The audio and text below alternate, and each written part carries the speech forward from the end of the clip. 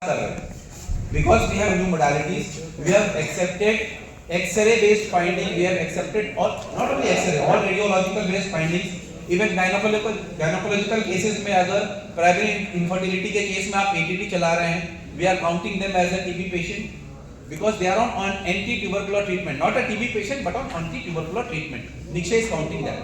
So all those accounts to 199 per lakh almost. But one alarming figure I'll show you. There was one national TB prevalence survey. In this survey, it was done cluster-wise all over India. And what came forward was we had almost 312 to 316 per lakh population patients who were having TB. So still, sir, we are missing a lot of patients. And again, the data says of this national TB prevalence survey, कि more than a half of the patient, because this was door-to-door survey, more than half of the patient didn't turn up to any OPD. So that is not the actual burden, sir, which we are diagnosing and we are putting our attention.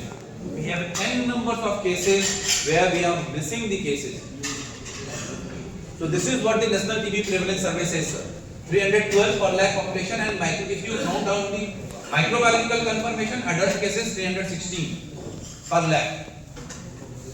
And the next slide is more alarming. Indian ratio is almost 2.84 to 1. Of all cases we are notifying, we are missing 3 cases, but Bihar says 4.1:1. हम एक case खोल रहे हैं तो 4 case field में भी और भी बाकी है. And this is all the survey, the data from the survey which has come. And important again, second thing जो वहाँ पर है सर, एक्सरे का yield हो सकता है सूखी खांसी थी और मैं ही जांच किया था तो उसको नहीं देखा, लेकिन जब एक्सरे करके देखा है तो 42% एडिशनल yield मिला है. So you are here where you are diagnosing more and more number of cases, because maximum cases in the private sector they are clinically diagnosed by radiological methods. So you are identifying more and more number of patients, but then you are identifying the cases, but I am requesting you just one thing, कि are we missing to get that patient notified on Nikshay? दवाई तो हमारे यहाँ diagnose हो गया patient, हमने दवाई भी एक्यूरेट दिया, या तो हमने 4FD से ही लिख दिया कि गवर्नमेंट सप्लाइड दवाई स्टार्ट कर दिया, लेकिन क्या जो हमारे ट्राई एजेंसी वाले बंदे हैं या जो हमारे STS हैं वो उस बंदे उस व्यक्ति को उस मरीज को निक्षय पोर्टल पे लाए हैं? क्योंकि अगर नहीं लाए हैं तो 1 महीने 2 महीने दवाई खाएगा वो ठीक हो जाएगा, बिल्कुल ठीक हो गया. पलायन सबसे बड़ा अपने यहाँ का क्षेत्र है. मैं दिल्ली मुंबई में मजदूरी कर रहा था, कमजोर पड़ा तो आ गया यहाँ, दवाई खाया फिर से मजबूत हो गया, 1-2 महीने में अच्छा लगने लगा, अगेन मुझे जाना है कमाने के लिए, क्योंकि मेरे घर में 6-8 व्यक्ति है जो मेरे ऊपर ही निर्भर है, और मैं नहीं जाऊंगा सर टीबी की दवाई लेने दूसरी जगह पर, because it is that stigma in the society. Even हम में से सर हम सभी मेडिकोज हैं, हमें अगर किसी को टीबी हो जाएगा तो we will also not completely declare before everyone कि हाँ हमको टीबी है. That is stigma, we have to accept that. So we are missing those cases, sir. And another finding, sir. All of the cases which have been diagnosed during this national TB prevalence survey, 23% of the patients had previous history of TB. जो चीजें, sorry sir, please don't mind, madam, please don't mind. We are missing in our OPDs. Because हमारे पास 100-200 की भीड़ है, इतना नहीं समय है कि हम पूछे एक व्यक्ति से कि हाँ जी तुम जिसको भी खांसी या बुखार हुआ था क्या पहले कभी तुम टीबी का दवाई खाए थे, या टीबी तो बोलेंगे भी तो उसके घर वाले जो उसके साथ आए वो भी चिढ़ जाएंगे. So we are missing that, this is the damn reality. That is why I said I will just talk few things regarding the data. So this is actual burden. We have only 36% of the patient who are turning up in our OPDs, be it public or private. I'm not talking about only private sector. Still more than 60% are there in the community who have not yet turned up to any of the medical facilities, and they are the people who are spreading this disease in the community. मुझे खांसी हुई भी है तो मैं कब आ रहा हूँ जांच कराने? जब इतना कमजोर हो गया हूँ या जब मेरे गांव के डॉक्टर साहब से मैं ठीक नहीं हुआ हूँ, तब मैं सदर अस्पताल या गोपालगंज सदर आ रहा हूं दिखाने के लिए या आपके क्लिनिक में आ रहा हूं. And by the time I am spreading the bacteria in my particular home, this is our reality sir. अभी भी अमिताभ बच्चन जी को भी हुई थी टीबी, लेकिन we all know sir TB is still in the lower socioeconomic strata and they have we very well know, I need not say to this thing to you कि उनका proper ventilation और proper lighting का है ही नहीं, so we are communicating that disease from one to other. So just a request sir, I am not asking कि you go and ask for the camps, and I am not expecting camps and contact tracings from you, but I am just expecting one thing sir, कि all the patients whom you are diagnosing, please make sure, ask the people of this fire organization, the PPSA agency who is coming to you, कि बाबू उसका निक्षय पे तुम notify कियो कि नहीं कियो। I will be sharing the data with you at the end of my presentation. I have the data कि इस पूरे जिले में जितने भी आपके OPDs रजिस्टर्ड है निक्षय पोर्टल पे, उनमें से एक साल में कितने हमारे पास आंकड़े, may be I am 100% aware कि उससे ज्यादा मरीज तो जरूर आपने टीबी के देखे एक साल। Then this is the status of the comorbid conditions. Malnourishment accounts to more than 25% of the cases. Sir से बातचीत भी हुई थी, सर के साथ भी हम लोग बैठे थे सर, अभी भी हमारे एनआरसी खाली रहता है, एनआरसी है हमारी जगह ये, and this is through out 38 districts, is not only about Gopal, क्योंकि वो माँ के 2-3 बच्चे हैं, वो एक को लेकर अगर यहाँ आएगी तो बाकी दूसरे भले बहुत फैसिलिटीज दे दी गई, still we don't have, and we all know again कितना कुपोषण है हमारे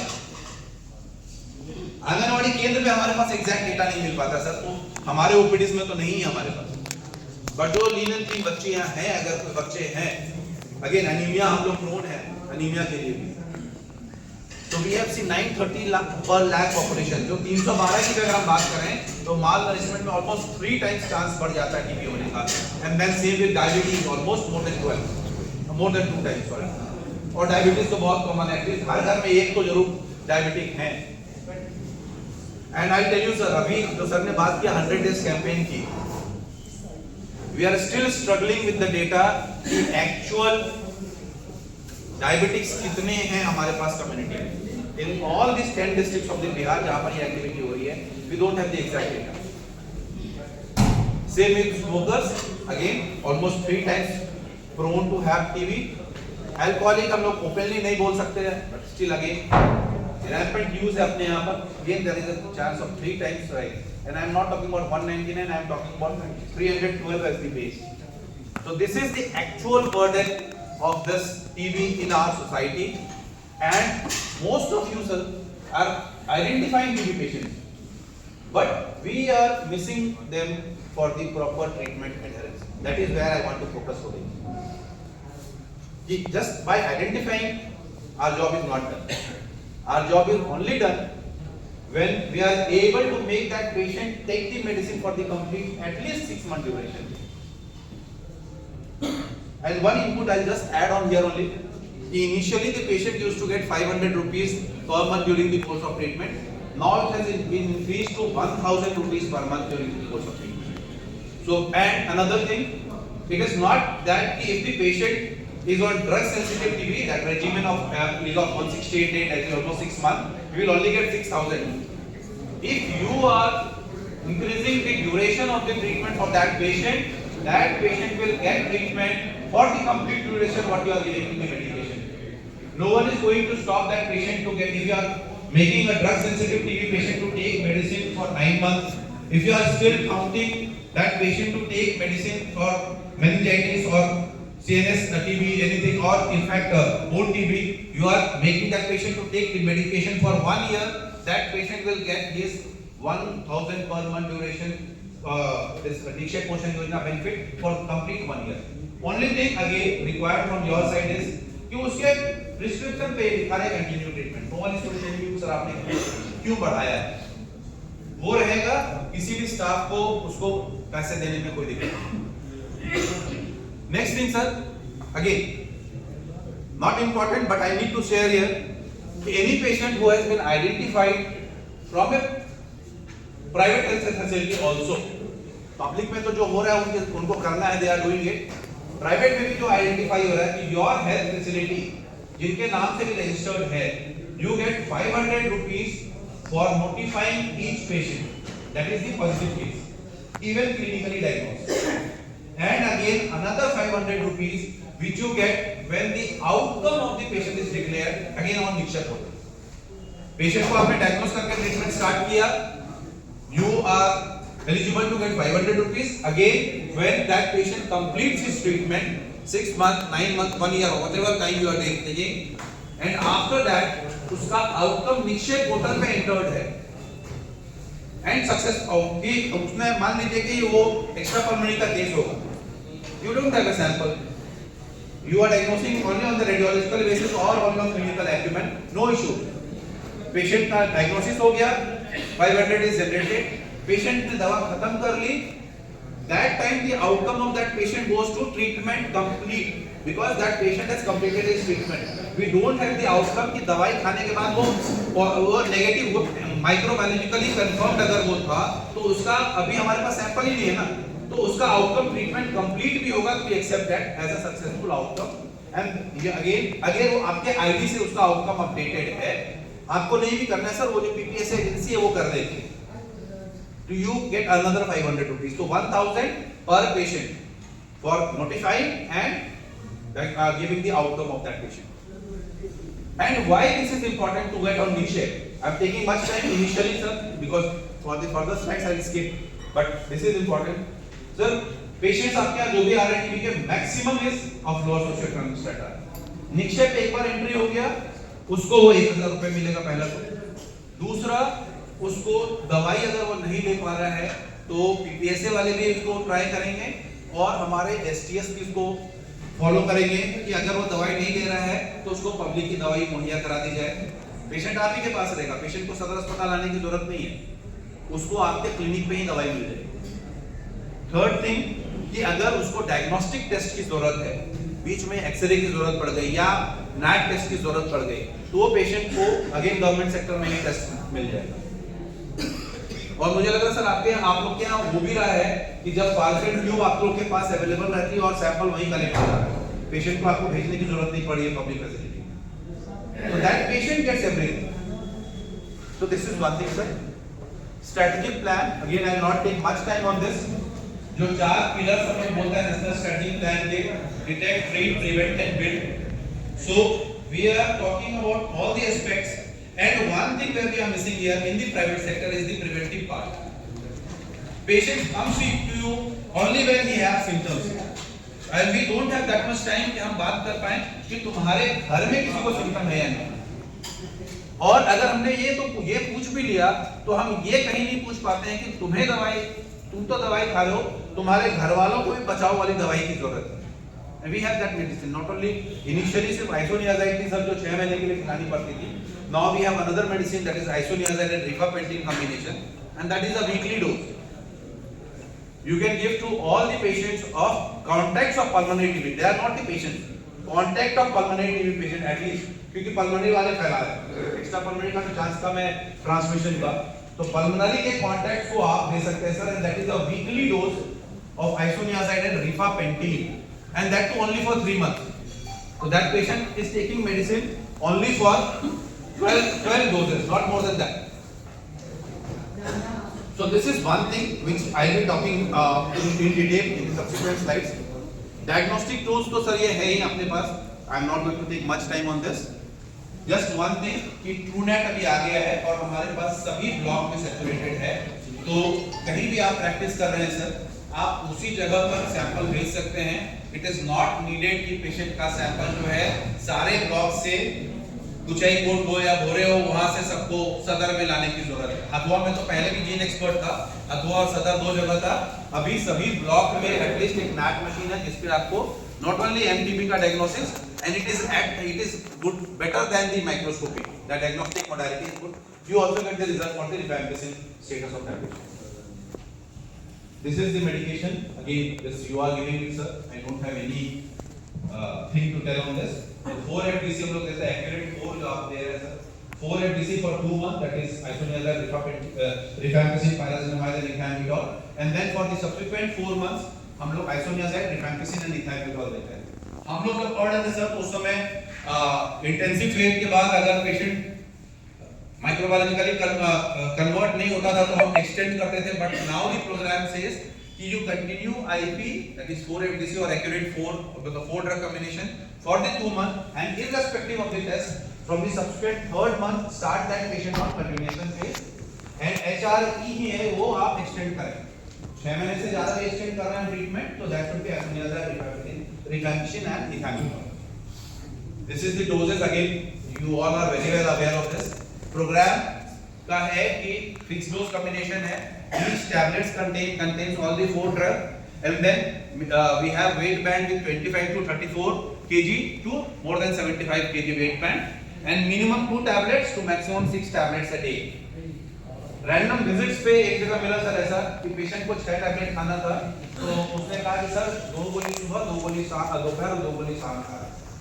This is again just a request कि सर पेशेंट को दवाई देते समय जब आपका कंपाउंडर बताता है उसको दवाई, तो वो ये बताए कि भाई टीबी वाली दवाई जो भी खाना है आपको एक साथ खाना. Again it will not act and that patient will come back to you with drug resistant. This is pediatric again, 4 से 7 किलो का पहला वेट बैंड से एक टैबलेट से लेके 30 से 39 किलो की है. तो पीडियाट्रिक हम लोग टीबी में 18 तक को मानते हैं, इसलिए आप देखेंगे सर कि एडल्ट डोज भी नीचे दिया हुआ है, 3 पीडियाट्रिक डोज और 1 adult dose. So again just take this thing. One thing which has changed sir when we were studying, MDR के बाद हम लोग डायरेक्ट XDR बोलते थे, और वो फ्लोरोक्लोन रेजिस्टेंट जो है, नाउ द प्रोग्राम सेज कि count all MDR EB with rifampicin resistant, and if fluoroquinolone resistant count them as pre-XDR. And the new medicine which has come up now, bedaquiline, linezolid, अगर उससे भी resistant है, then we count the patient as a XDR patient, that is extensive drug resistant. In fact, I remember till our days also we were reading MDR के बाद सीधा XDR. So now we have 2 drugs which has come up, and very important thing यहाँ पर ही मैं add करूँगा sir कि पिछले साल 1 अप्रैल से भारत सरकार ने इंजेक्टेबल रेजिम बंद कर दिया. प्राइवेट में अभी भी हम लोग देते हैं, एमिकासिन कानामेसिन दे रहे हैं, but government of India has change that injectable drug resistant TB regimen. Drug sensitive में तो स्ट्रेप्टोमाइसिन काफी पहले हम लोग रोल बैक कर लिए हैं, but still I am seeing many private cases they are streptomycin is given. और ड्रग रेजिस्टेंट में भी जो हम लोग शॉर्टर रेजिम जो लेते थे एमिकासिन कानामेसिन वाला, now it has been replaced और बिडाकोलिन कंटेनिंग रेजिमेन आ गया है. And all the regimen, in fact fluoroquinolone resistant वालों के लिए भी जो लॉन्गर रेजिम आ गया, that is again a oral regimen now. तो ड्रग सेंसिटिव में 6 महीने का रेजिमेन, और अभी ना सिर्फ हम रिफैम्पिसिन रेजिस्टेंट की बात कर रहे हैं, हम आइसोनियाजाइड रेजिस्टेंट की भी बात कर रहे हैं कि अगर आइसोनियाजाइड रेजिस्टेंट है तो आप आइसोनियाजाइड को हटाकर जो हम ड्रग सेंसिटिव का रेजिम चला रहे थे उसमें लीवो जरूरत पड़े तो मॉक्सी हम लोग दे सकते हैं. That is of 6 month again, same regimen, same duration. But if a patient is of extra pulmonary और एक्सटेंसिव टीबी, तो डायरेक्ट आप 9 मंथ का रेजिमेन आप उसको स्टार्ट कर लें. एंड देन अगर वो फ्लोरोक्लोन रेजिस्टेंट आ रहा है तो आप जो है इनिशियली आइसोनियाजाइड के दोनों बैंड से अगर रेजिस्टेंट आता है, सॉरी, या rifampicin resistant and isoniazid resistant आ रहा है, then you can put that patient on shorter oral bedaquiline containing regimen. Drugs ज्यादा है, ड्यूरेशन कम है, 9 से 11 महीने का रेजिमेन है, but again that drug is 4 से 6 महीने के लिए. जो 6 महीने बेडाक्विलिन एक बार जो स्टार्ट होगी तो वो 6 महीने चलेगी. You do not alter that duration of that bedaquiline, लेकिन 4 महीने के लिए अपना levofloxacin, clofazimine, pyrazinamide, ethambutol, high dose isoniazid और इक्लोनामाइड दिया जा रहा है. And then after IP CP में इसमें है levo, clofa, pyrazinamide and ethambutol. 7 drug regimen, but important की duration come.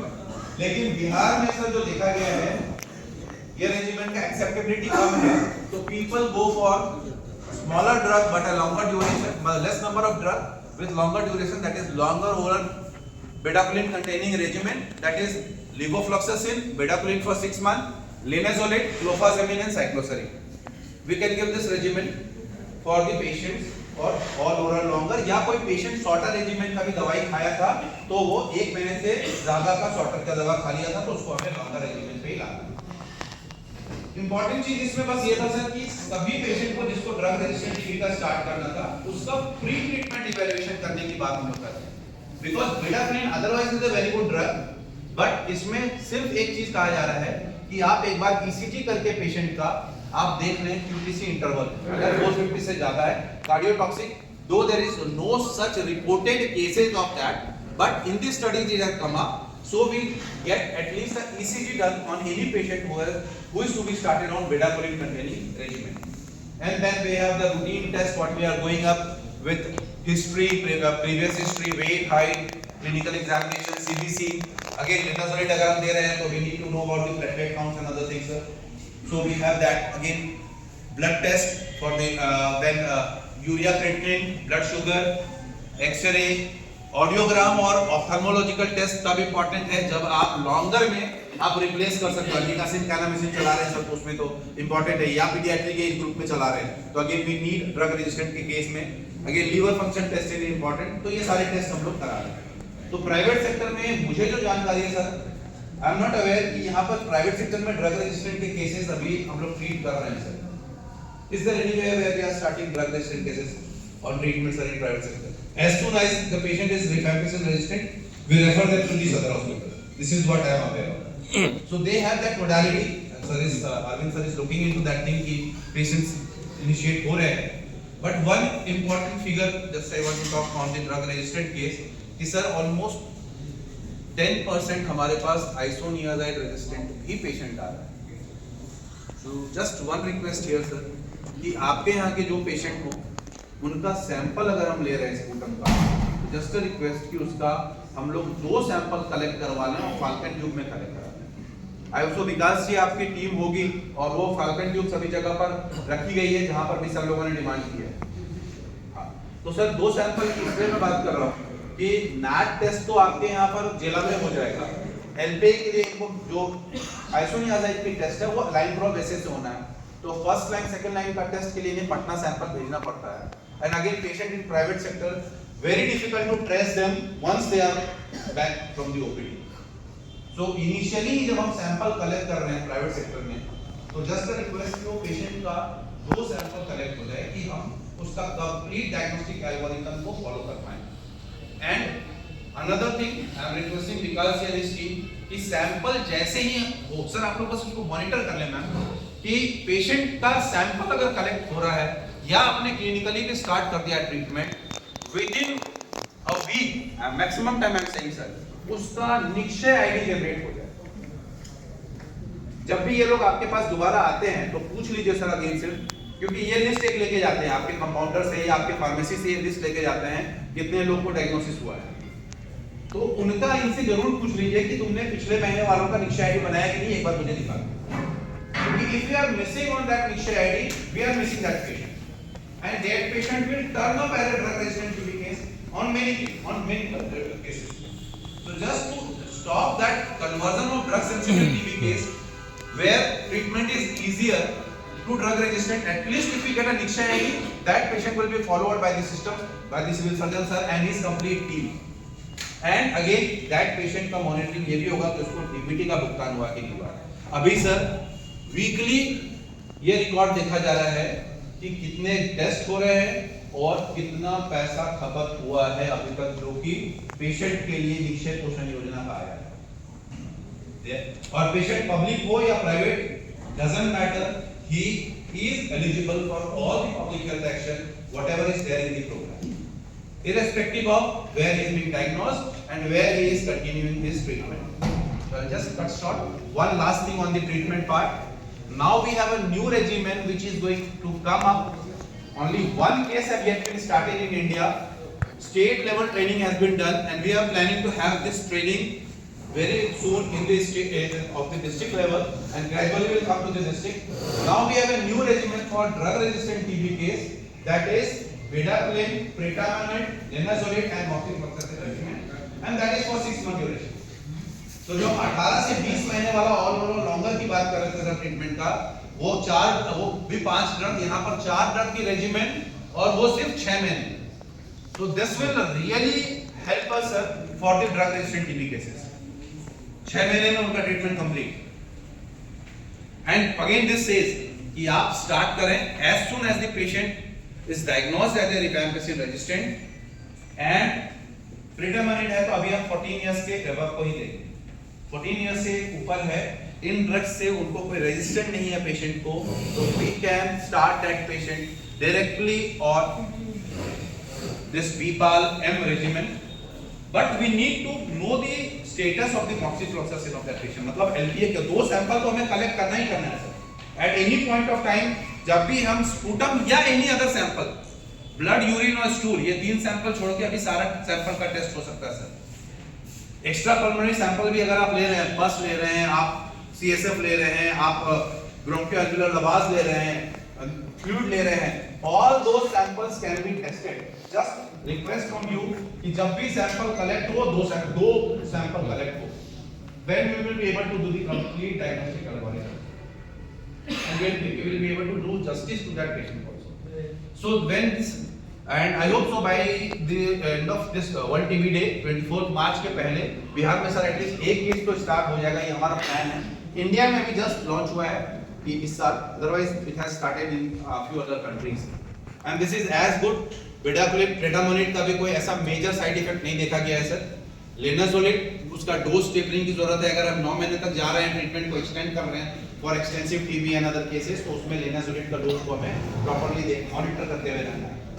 This is one thing which is required. Bedaquiline का डोज होगा 400 मिलीग्राम इनिशियली 2 वीक के लिए रोज, and then 200 milligram twice weekly or 200 milligram for 8 week and then 100 milligram daily, and then we have predominant 200 milligram, linezolid 600 and moxifloxacin 400 daily.